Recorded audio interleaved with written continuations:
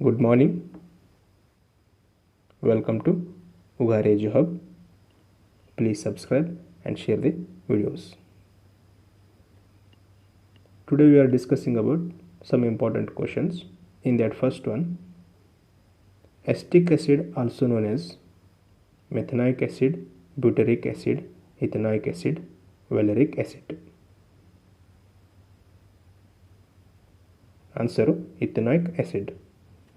ಇಲ್ಲಿ ನೋಡಿ, methanoic acid formula HCOOH, butyric acid C4H8O2, ethanoic acid CH3COOH, valeric acid C5H10O2. Next question, chemical formula of nitric acid HNO2, HNO3, H2SO4, H2SO3, HNO3.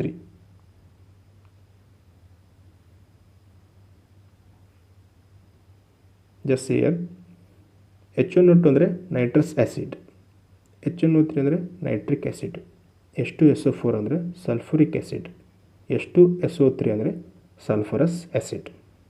Important. Next question, which statement is correct about water? Water ಬಗ್ಗೆ ಕೇಳಿದ್ದಾರೆ, ಯಾವುದು correct ಅಂತ ಕೇಳಿದ್ದಾರೆ. Water is acidic in nature, water is basic in nature, water is amphoteric in nature. Statement 2 and 3 are correct. ಇಲ್ಲಿ ನೋಡಿ, ಎಂಪೋಟೆರಿಕ್ ಅಂದರೆ both acid and base ಇರೋದು. ಒಂದು ಐಟಮ್ ಆಗ್ಬೋದು ಅಥವಾ ಒಂದು ಮೊಲಿಕ್ಯೂಲ್ ಆಗ್ಬೋದು, ಅದನ್ನೇನಂತಾರೆ ಎಂಪೋಟೆರಿಕ್ ಅಂತಾರೆ. ಅದು ನೀರು, ಅದಕ್ಕೆ best example. So answer amphoteric in nature. Next question, the number of particles, atoms, molecules or ions present in one molecule of any substances is called? Atomic number, mass number, Avogadro number, atomicity. Answer ಅವಗ್ಯಾಡ್ರೋ number. ಇಲ್ಲಿ ನೋಡಿ, ಅವಗ್ಯಾಡ್ರೋ ನಂಬರ್ದು ಒಂದು value ಇದೆ. ಅದು value ಬಂದು 6.022 × 10⁻23 molecule ಅಥವಾ mole per second ಅಂತಾರೆ. ಹಾಗೆ ಇಲ್ಲಿ ನೋಡಿ, ಅಟೋಮಿಕ್ ನಂಬರ್ನ ನಾವು ಏನಂತ ಕರಿತೀವಿ? ಜಡ್ ಅಂತ ಕರಿತೀವಿ. ಮಾಸ್ ನಂಬರ್ನ ಎ ಅಂತ ಕರಿತೀವಿ, ಹೌದಾ? ಇಲ್ಲಿ ಎಕ್ಸಾಂಪಲ್ ನೋಡಿ, ಹೀಲಿಯಂ ಮೇಲೆ ಎರಡಿದೆ, ಅದು ಅಟೋಮಿಕ್ ನಂಬರು. ಹೀಲಿಯಂ ಅನ್ನೋದೊಂದು ಅಟೋಮಿಕ್ ಸಿಂಬಾಲ್. 4.00 ಅನ್ನೋದು atomic mass. Next, which lens is used in magnifying glass? Convex lens, concave lens, cylindrical lens, bioconvex lens. Answer convex lens. ಇಲ್ಲಿ ನೋಡಿ, ಕಾನ್ವೆಕ್ಸ್ ಲೆನ್ಸ್ ಈ ಥರ ಇರುತ್ತೆ, ಹೌದಾ? ನೀವು ಸ್ಕೂಲ್ ಟೈಮ್ದಲ್ಲಿ ಯೂಸ್ ಮಾಡಿರ್ತೀರಲ್ಲ, ಅದೇ ಕಾನ್ವೆಕ್ಸ್ ಲೆನ್ಸ್ ಅಂದರೆ ಫೀನ ದರ್ಪಣ. ಈ ಇಮೇಜ್ ನೋಡಿ, ಲೆಫ್ಟ್ ಸೈಡು ಬ್ಲ್ಯಾಕ್ ಅನ್ನೋದು ಇದೆಯಲ್ಲ, ಅದು ಒಂದು ಕಣ್ಣು ಅಂತ ತಿಳ್ಕೊಳ್ಳಿ. ರೈಟ್ ಸೈಡ್ದು ಒಂದು ವಸ್ತು, ನಡು ಪೀನ ದರ್ಪಣ ಇದೆ. ಹಾಗೆ ಇಲ್ಲಿ ಕಾನ್ಕೇವ್ ಲೆನ್ಸ್ ಅಂದರೆ ನಿಮ್ನ ದರ್ಪಣ. Next question, soap bubble often spherical shape due to viscosity, surface tension, cohesive force, pressure.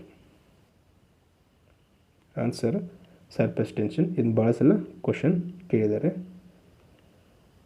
Next, what is the SI unit of temperature? Kelvin, Celsius, Fahrenheit, none of this. Most ತಪ್ಪು ಮಾಡಿ ಬರುವಂಥ question ಅಂದರೆ ಇದೆ. ಎಲ್ಲರೂ ಸಡನ್ನಾಗಿ Celsius ಅಂತ ಹಾಕಿಬಿಡ್ತಾರೆ. Answer ಇದು kelvin. Next question, velocity of sound in air is around 344 meter per second, 244 meter per second, 346 meter per second, 143 meter per second.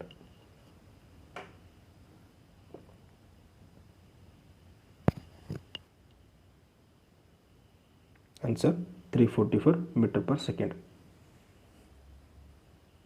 Sound in air, ಅದು ಗಾಳಿಯಲ್ಲಿ ಕೇಳಿದ್ದು 344 ಮೀಟರ್ ಪರ್ ಸೆಕೆಂಡ್ ಇದೆ. ಇದು ಅತಿ ಹೆಚ್ಚಾಗಿ ಎಲ್ಲಿ ಅಂದರೆ ಸಾಲಿಡ್ದಲ್ಲಿ, ಘನ ರೂಪದಲ್ಲಿರುವಂಥ ವಸ್ತುದಲ್ಲಿ ಅತಿ ಹೆಚ್ಚಾಗಿ ಬರುವಂಥ ಅದರ ವೆಲಾಸಿಟಿ ಹೆಚ್ಚಿರುತ್ತೆ. Next question, device the convert A C to D C. ಒಂದು ಡಿವೈಸನ್ನ ನಾವು ಡಿವೈಸ್ ಮುಖಾಂತರ, ಯಾವ ಡಿವೈಸ್ ಮುಖಾಂತರ ನಾವು ಎ ಸಿದಿಂದ ಡಿ ಸಿ ಪರಿವರ್ತಿಸ್ತೇವೆ ಅಂತ ಕೇಳಿದ್ದಾರೆ ಅವರು. ಹೌದಾ? ಎ ಸಿ ಅಂದರೆ ಅಲ್ಟರ್ನೇಟಿವ್ ಕರೆಂಟ್, ಡಿ ಸಿ ಅಂದರೆ ಡೈರೆಕ್ಟ್ ಕರೆಂಟ್. ಅಲ್ಟರ್ನೇಟಿವ್ ಕರೆಂಟದಿಂದ ಡೈರೆಕ್ಟ್ ಕರೆಂಟಿಗೆ ಯಾವುದು? Transformer, rectifier, inverter, any one.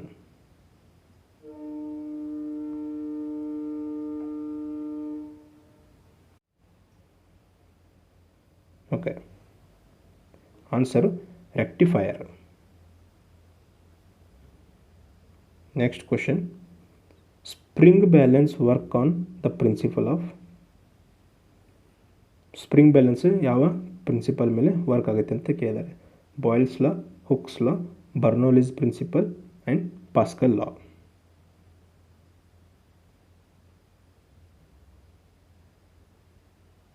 ಇದು ಆನ್ಸರ್ ಹುಕ್ಸ್ ಲಾ ಆಗುತ್ತೆ. ಪಾಸ್ಕಲ್ ಲಾ ಅಂದ್ರೆ ಹೈಡ್ರಾಲಿಕ್ ಪಂಪೆಲ್ಲ ಯೂಸ್ ಮಾಡ್ತಾರಲ್ಲ, ಈ ವೆಹಿಕಲ್ ಎಲ್ಲ, ಕಾರ್ ಸರ್ವಿಸಿಂಗೆಲ್ಲ ಹೋಗಿರ್ತಿರಲ್ಲ, ಅದನ್ನ ಪೂರ್ತಿ ಎತ್ತು ಬಿಡ್ತಾರೆ ಒಂದೇ ಪಂಪ್ನಿಂದ. ಅಥವಾ ಯಾವುದೇ ದೊಡ್ಡ ಟ್ರಕ್ಕಲ್ಲಿ ಇರ್ತಾವಲ್ಲ, ಲೋಡ್ ತುಂಬಿದಂಥ ಟ್ರಕ್ ಅಲ್ಲಿ ಡಂಪ್ ಮಾಡ್ತಾರಲ್ಲ, ಅಲ್ಲಿ ನಡುವೆ ಒಂದು ಪಂಪ್ ಇರ್ತದಲ್ಲ, ಅದೇ ಹೈಡ್ರಾಲಿಕ್ ಪಂಪ್. ಓಕೆ, ಬಾಯ್ಲ್ಸ್ ಲಾ, ಬರ್ನೌಲಿಸ್ ಪ್ರಿನ್ಸಿಪಲು, ಅದರ ಇಮೇಜ್ ಇದೆ ನೋಡ್ಕೊಂಬಿಡಿ ಇಲ್ಲಿ.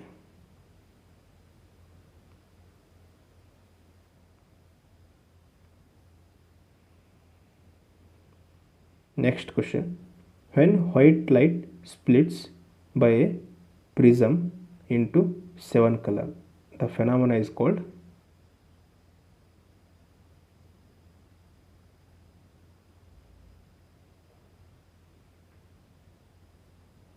Refraction, dispersion, reflection, scattering. Answer dispersion. ಇಲ್ಲಿ ನೋಡಿ, ರಿಫ್ಲೆಕ್ಷನ್. ಹೌದಾ? ರಿಫ್ಲೆಕ್ಷನ್ ಅಂದರೆ ಒಂದು ವಸ್ತು ಹೊಳ್ಳಿ ಹೋಗಿ ಮತ್ತು ಬಡ್ದು ಮತ್ತು ಬಂದು ಕಾಣೋದು. ಹೌದಾ? ಇಲ್ಲಿ ಎಕ್ಸಾಂಪಲ್ ನೋಡಿ, ಸೂರ್ಯನ ಕಿರಣಗಳು ಕಣ್ಣಿಗೆ ಬಿದ್ದು, ಸೂರ್ಯನ ಕಿರಣಗಳು ಒಂದು ಇಮೇಜ್ ಮೇಲೆ ಬೀಳುತ್ತೆ. ಇಮೇಜು ನಮಗೆ ಸ್ಪಷ್ಟವಾಗಿ ಕಾಣೋಕ್ಕೆ ಸೂರ್ಯನ ಕಿರಣ ಮುಖ್ಯವಾಗುತ್ತೆ. ಆ ಇಮೇಜ ನಾವು ನೋಡ್ತೇವೆ. ಹೌದಾ? ಬೆಳಕೇ ಇರಲಿಲ್ಲ ಅಂದರೆ ಇಮೇಜ್ ಕಾಣೋಂಗಿಲ್ಲ. ಸೂರ್ಯನ ಕಿರಣ ಇಮೇಜ್ ಮೇಲೆ ಬಿದ್ದು ಇಮೇಜು ನಮ್ಮ ಕಣ್ಣಿಗೆ ರಿಫ್ಲೆಕ್ಟ್ ಆಗುತ್ತೆ. ಇದು ರಿಫ್ಲೆಕ್ಷನ್. ನೆಕ್ಸ್ಟು ಇದು ನೋಡಿ, ಒಂದು ಕಲರ್ದಿಂದ 7 ಕಲರು ಹೊರಬರುತ್ತದಲ್ಲ ಒಂದು ಪ್ರಿಸಮ್ ಮುಖಾಂತರ. ಇದು ಬೆಸ್ಟ್ ಎಕ್ಸಾಂಪಲ್ ಡಿಸ್ಪರ್ಷನ್. ನೋಡಿ ಇಲ್ಲಿ ಕಲರ್ ನೋಡಿ, ಯಾವುದು ಮೋಸ್ಟ್ ಬೆಂಡ್ ಆಗಿದೆ, ಯಾವುದು ಕಮ್ಮಿ ಬೆಂಡ್ ಆಗಿದೆ. Violet, IndiGo, blue, green, yellow, orange, red. ಇದರಲ್ಲಿ ಮಿಡಲ್ ಒಂದು ಯಾವ್ದು ಕಲರ್ ಅಂತ ಭಾಳ ಸಲ ಕೇಳಿದ್ದಾರೆ. ಮಿಡಲ್ ಒಂದು ಬಂದು ಗ್ರೀನ್, ಅತ್ಯಂತ ಬೆಂಡ್ ಆದದ್ದು, ಮೋಸ್ಟ್ ಬೆಂಡ್ ವೈಲೆಟು, ಕಮ್ಮಿ ರೆಡ್. ನೆಕ್ಸ್ಟ್ ಒನ್ ಇಲ್ಲಿ ಸ್ಕ್ಯಾಟ್ರಿಂಗ್ ಆಫ್ ಲೈಟ್. ಹೌದಾ? ಸ್ಕ್ಯಾಟ್ರಿಂಗ್ ಆಫ್ ಲೈಟ್ ಅಂದರೆ ಸೂರ್ಯನ ಕಿರಣಗಳು ಬಿದ್ದದ್ದು ಆಟಮ್ ಅಥವಾ ಮೊಲಿಕ್ಯೂಲ್ ಕಣಗಳ ಮೇಲೆ ಬಿದ್ದಾಗ ಅದು ಒಂದೊಂದು ಕಣಕ್ಕೆ ಬಿದ್ದು ಅವು ಆಜುಬಾಜು ಕಣಗಳಿಗೆಲ್ಲ ಹೊಡೆದು ಸ್ಕ್ಯಾಟ್ರ್ ಆಗಿಬಿಡ್ತದೆ. ಅದು ಅಂದರೆ ಪಸರಿಸಿ ಬಿಡ್ತದೆ. ಅದು ಒಂದು ಕಣಗಳಿಂದ ಒಂದು ಕಣಗಳಿಗೆ ಹೊಡೆದು ಪಸರಿಸ್ಕೋತ ಅದು scattering of light best example. Next ಇದು ರಿಫ್ರ್ಯಾಕ್ಷನ್. ಹೌದಾ? ರಿಫ್ರ್ಯಾಕ್ಷನ್ ಅಂದರೆ ನೀವು ಒಂದು ಗ್ಲಾಸ್ನಲ್ಲಿ ಇಟ್ಟಿದ್ದ ನೀರಿನಲ್ಲಿ ಒಂದು ಸೀಸ್ ಇಟ್ಟಾಗ ಅಥವಾ ಪೆನ್ ಇಟ್ಟಾಗ ಅದು ಮುರಿದಂಗೆ ಕಾಣುತ್ತೆ. ಹೌದಾ? ಅಥವಾ ಆ ಸ್ವಲ್ಪ ಅದು ಮುರಿದು ಮೇಲೆ ಬಂದಂಗೆ ಕಾಣ್ತದೆ. ಇನ್ನೊಂದು ಎಕ್ಸಾಂಪಲ್ ಹೇಳ್ಬೇಕಂದ್ರೆ, ಒಬ್ಬ ಮೀನುಗಾರ ಮೀನ ಹಿಡ್ಲಿಕ್ಕೆ ಹೋದಾಗ ಅವ್ನು ಮೀನು ಇಲ್ಲೇ ಮೇಲೆ ಕಾಣ್ತಿರ್ತದೆ. ಅದರ ಅಕ್ಯುರೇಟ್ ಅದರ ಆ್ಯಂಗಲು ಸ್ವಲ್ಪ ಅದು ಡೀಪೇ ಇರುತ್ತೆ. ಅದು ನಮಗೆ ಮೇಲೆ ಅಥವಾ ಸ್ವಿಮ್ಮಿಂಗ್ ಪೂಲ್ ಹೋದಾಗ ನೀರು ಅದು ಕೆಳಗಿನ ಟೈಲ್ಸ್ ಎಲ್ಲ ಹಾಕಿರ್ತಾರಲ್ಲ, ಇಲ್ಲೇ ಮೇಲಿದೆಯಲ್ಲಪ್ಪ ಭಾಳ ಆಳಿಲ್ಲ ಅನಿಸುತ್ತೆ. ಆದರೆ ಆಳ ಇರುತ್ತೆ. ಅದು ನಮ್ಮ ಕಣ್ಣಿಗೆ ರಿಫ್ರ್ಯಾಕ್ಷನ್ ಮುಖಾಂತರ ಈ ಥರ ಕಾಣುತ್ತೆ. Next question, hydrogen bomb is based on the principle of nuclear fusion, nuclear fission, radioactivity, none of this. Answer nuclear fusion. ಇಲ್ಲಿ ನೋಡಿ, ಹೈಡ್ರೋಜನ್ ಬಾಂಬ್ನ ನ್ಯೂಕ್ಲಿಯರ್ ಫ್ಯೂಷನ್ದಿಂದ ಇದು ಮಾಡ್ತಾರೆ. ಏನು ಅದ್ರ ಪ್ರಿನ್ಸಿಪಲ್ ಮೇಲೆ ವರ್ಕ್ ಮಾಡುತ್ತೆ. ಅದೇ ಆಟಮ್ ಬಾಂಬ್ ಇರುತ್ತಲ್ಲ, ಆಟಮ್ ಬಾಂಬ್ ಒಂದು ನ್ಯೂಕ್ಲಿಯರ್ ಫ್ಯೂಷನ್ ಮೇಲೆ ಮಾಡುತ್ತೆ. ಏನಪ್ಪ ಇದೆ ಫ್ಯೂಷನ್ ಮತ್ತು ಫ್ಯೂಷನ್ ಡಿಫ್ರೆನ್ಸ್ ಅಂದರೆ, ಫ್ಯೂಷನ್ ಅಂದರೆ ಇಲ್ಲಿ ಡೈಗ್ರಾಮ್ದಲ್ಲಿ ನೋಡಿ, ಫ್ಯೂಷನ್ ಅಂದರೆ ಒಂದು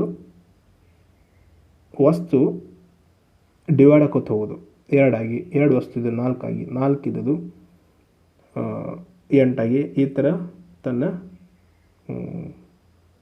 ಪಾರ್ಟ್ಗಳನ್ನು ಒಡ್ಕೋತ ಹೋಗಿ ತನ್ನ ಶಕ್ತಿಯನ್ನು ಕಮ್ಮಿ ಮಾಡ್ಕೋತ ಬರ್ತದೆ. ಫ್ಯೂಷನ್ ಇದು.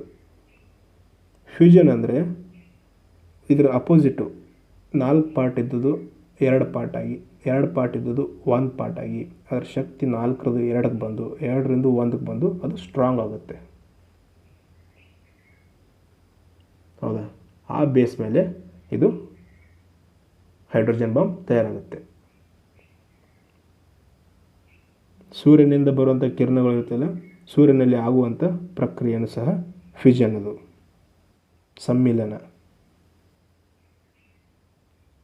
Next question, Archimedes principle is related to law of flotation, law of gravitation, conservation of energy, streamline flow. Answer law of flotation. ಇಲ್ಲಿ ಡೈಗ್ರಾಮ್ದಲ್ಲಿ ನೋಡಿ, ಒಂದು 3 ಗ್ಲಾಸ್ ಇದೆ, ಆ ಗ್ಲಾಸ್ನಲ್ಲಿ ವಾಟರ್ ಇದೆ, ಒಂದು ಸಣ್ಣ ಲೈನ್ ಇದೆ ನೋಡಿ ರೆಡ್ ಕಲರು. ಆ ಲೆವೆಲ್ ತಕ್ಕಂಗೆ ಫಸ್ಟ್ ನೀರಿದೆ ಫಸ್ಟ್ ಗ್ಲಾಸ್ನಲ್ಲಿ. ಮುಂದೆ ಏನು ಮಾಡ್ತಾರೆ, ಒಂದು ಹೊರಗಿನಿಂದ ಒಂದು ವಸ್ತು ತರ್ತಾರೆ, ಆ ವಸ್ತು ನಿಧಾನವಾಗಿ ಬಿಡ್ತಾರೆ. 2ನೇ ಗ್ಲಾಸ್ನಲ್ಲಿ ನೋಡಿ, ಒಂದು ಅರ್ಧ ಬಿಟ್ಟಾಗ ಆ ವಸ್ತುವನ್ನು ಲೈನ್ಗಿಂತ ಒಂದು ಸ್ವಲ್ಪ ಮೇಲೆ ನೀರು ಬರುತ್ತೆ. ಅದೇ 3ದಲ್ಲಿ ನೋಡಿ, ಆ ಪೂರ್ತಿ ವಸ್ತುವನ್ನು ಬಿಟ್ಟಾಗ ಅದು ಎಷ್ಟು ಜಾಗ ಆ ನೀರಿನ ಜಾಗನ ತುಂಬಿಕೊಂಡಿದೆ ಅಷ್ಟು ನೀರು ಮೇಲೆ ಬಂದಿದೆ, ಲೈನ್ಗಿಂತ ಮೇಲೆ. ಹೌದಾ? ಎಷ್ಟು ನಾವು ಹೊರಗಿನಿಂದ ಎಷ್ಟು ವಸ್ತುವನ್ನು ಆ್ಯಡ್ ಮಾಡ್ತೀವಲ್ಲ ಅಷ್ಟು ನೀರದು ಹೊರ ಹಾಕುತ್ತೆ. ಎಕ್ಸಾಂಪಲು, ನೀವು ಮನೆಯಲ್ಲಿ ಫುಲ್ ಒಂದು ಬಕೆಟ್ ನೀರು ತುಂಬಿಟ್ಟುಬಿಟ್ಟಿರ್ತೀರಿ, ಅದರಲ್ಲಿ ಏನು ಮಾಡ್ತೀರಿ, ನಿಧಾನವಾಗಿ ಕೈ ಹಾಕಿದಾಗ ಅದು ನಿಧಾನವಾಗಿ ಏರಿ ನೀವು ಎಷ್ಟು ಕೈ ಹಾಕ್ತೀರಿ ಅಷ್ಟದ ಹೊರಗೆ ನೀರು ಚೆಲ್ಲಿಬಿಡ್ತದೆ. ಹೌದಾ? ಇಲ್ಲ ಒಮ್ಮೆ ಬಡಕನ ಬಂದು ಏನು ಮಾಡ್ತೀರಿ, 2 ಕೈ ಹಾಕಿಬಿಡ್ತೀರಿ. ಈಗ ಅದೆಷ್ಟು ಹಾಕಿರ್ತಿರಲ್ಲ ಅಷ್ಟು ಹೊರಗಿನಿಂದ ಬಂದಂಥ ಜಾಗನ ಅದನ್ನ ಅಕ್ವಿಜಿಷನ್ ಅದು ಮಾಡ್ಕೋಬೇಕಲ್ಲ, ಅದು ಒಳಗಲ್ಲಿ ಆ ಜಾಗ ಹಿಡಿಸ್ಬೇಕಂದ್ರೆ ಅದರಲ್ಲಿರುವಂಥ ಹೆಚ್ಚಿಗೆ ನೀರನ್ನೆಲ್ಲ ಹೊರ ಹೋಗಿಬಿಡ್ತದೆ. ಇದು ಆರ್ಕಿಮಿಡೀಸ್ ಪ್ರಿನ್ಸಿಪಲ್.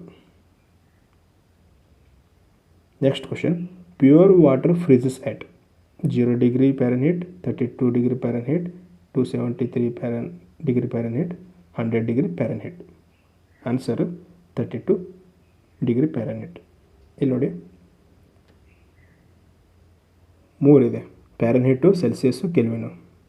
ಕೆಳಗೆ ನೋಡಿ ಫ್ರೀಜಿಂಗ್ ಪಾಯಿಂಟ್ ಆಫ್ ವಾಟರು, ಮೇಲೆ ಬಾಯ್ಲಿಂಗ್ ಪಾಯಿಂಟ್ ಆಫ್ ವಾಟರು. ಈ ಗ್ರೀನ್ ಮಾರ್ಕದಲ್ಲಿರೋದು ಫ್ರೀಜಿಂಗ್ ಪಾಯಿಂಟ್ ಆಫ್ ವಾಟರ್ ಇದೆಯಲ್ಲ, ಇದು ಮಿನಿಮಮ್. ಇದು ಫ್ರೀಜಿಂಗ್ದು 32 ಫ್ಯಾರನ್ಹೀಟದಲ್ಲಿ ಸೆಲ್ಸಿಯಸ್ದಲ್ಲಿ ಡಿಗ್ರಿ ಸೆಲ್ಸಿಯಸ್ 0, ಕೆಲ್ವಿನ್ದಲ್ಲಿ 273.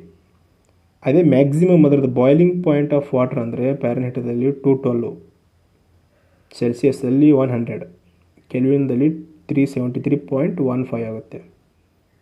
ಹೌದಾ, ಕೆಲ್ವಿನ್ದಲ್ಲಿ 100 ಜಾಸ್ತಿ ಆಗುತ್ತೆ, ಸೆಲ್ಸಿಯಸ್ನಲ್ಲಿ ಸಹ 100 ಆಗುತ್ತೆ, ಫ್ಯಾರನ್ಹೀಟ್ದಲ್ಲಿ 180 ಫ್ಯಾರನ್ಹೀಟ್ ಡಿಗ್ರಿ ಜಾಸ್ತಿ ಆಗುತ್ತೆ. ಇಂಪಾರ್ಟೆಂಟ್ ಇಮೇಜ್, ಚೆನ್ನಾಗಿ ನೋಡ್ಕೊಳ್ಳಿ.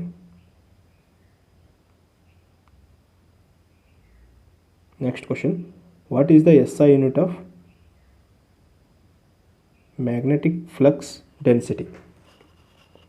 Weber, tesla, candela, gas.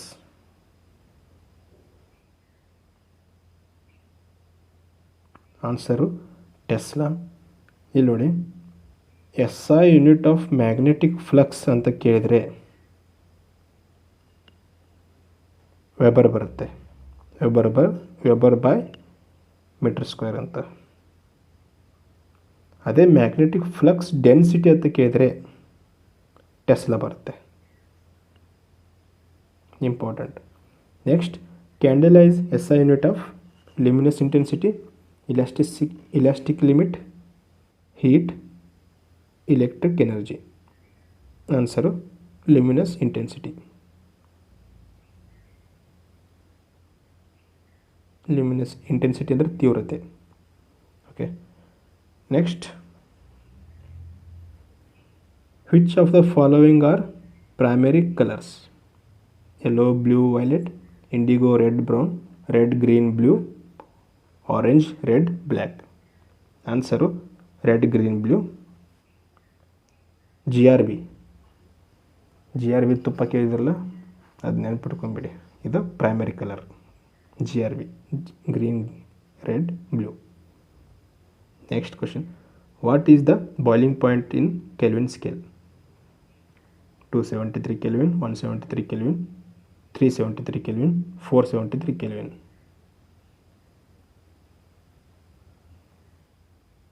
S, ಈಗಾಗಲೇ ಡಯಾಗ್ರಾಮ್ ನೋಡಿದ್ರಿ. ಈ ಡಯಾಗ್ರಾಮ್ದಲ್ಲಿ ನಮಗೆ ಯಾವ್ದು ಬೇಕಾಗಿದೆ, ಕೆಲ್ವಿನ್ದಲ್ಲಿ. ಹೌದಾ, ಕೆಲ್ವಿನ್ದಲ್ಲಿ ಫ್ರೀಸಿಂಗ್ ಪಾಯಿಂಟದಲ್ಲಿ 273.15 ಇತ್ತು, ಅಂದರೆ 273 ಪ್ಲಸ್ ಅದೇ ಬಾಯ್ಲಿಂಗ್ ಪಾಯಿಂಟ್ ಆಗಬೇಕಾದ್ರೆ 100 ಆ್ಯಡ್ ಆಗುತ್ತೆ. ಹೌದಾ, ಅದು 373 kelvin. Answer 373 kelvin. Next, the image which is formed on retina of ice. ಕಣ್ಣಿನ ಮೇಲೆ ಒಂದು ಇಮೇಜ್ ಬಿದ್ದದ್ದು ರೆಟಿನಾ ಮೇಲೆ ಬೀಳುತ್ತೆ. ಹೌದಾ, ಅದು ಯಾವ ಥರ ಕಾಣುತ್ತೆ? Real and erect, virtual and inverted, real and inverted, none of this. Answer real and inverted. Blue colour of sky is due to refraction, reflection, interference of light, dispersion. Easy, dispersion. Next question. ಇಷ್ಟು ಇವತ್ತಿನ important questions. ದಯವಿಟ್ಟು ನಮ್ಮ ಚಾನಲ್ನ subscribe ಮಾಡಿ and share ಮಾಡಿ. Please subscribe and share our channel. Thank you.